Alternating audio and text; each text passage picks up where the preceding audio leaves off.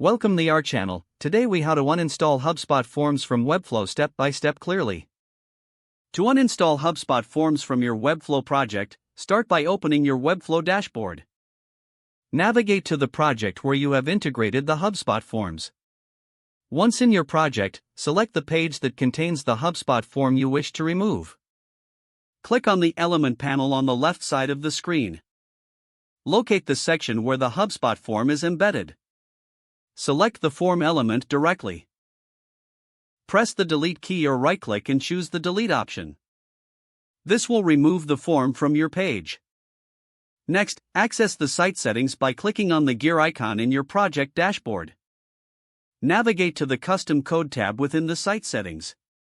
Look for any HubSpot tracking codes or script tags related to the forms. Remove these codes to ensure there are no remnants of the form integration. After making changes, scroll down and click on the Save button. Finally, publish your changes to update your live website. Now, the HubSpot form has been successfully uninstalled from your Webflow site. If the page does not load, refresh the browser or try again in a private or incognito window. Make sure you are using the correct email address, then retype it carefully to avoid small typos.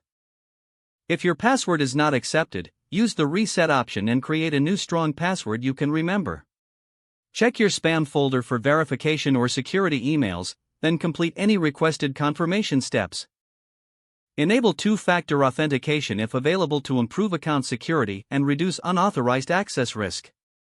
After signing in, review your profile details so your contact information and settings are accurate and current. If you see an error message, note it down and try again after restarting your device and internet connection. Log out when you finish, especially on shared devices, to keep your account and payment information secure.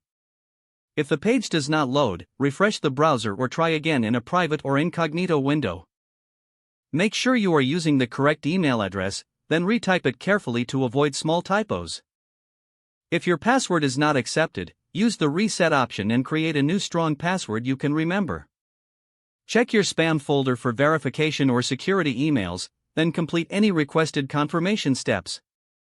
Enable two-factor authentication if available to improve account security and reduce unauthorized access risk. Don't forget to like this video and subscribe to our channel for more step-by-step tech guides.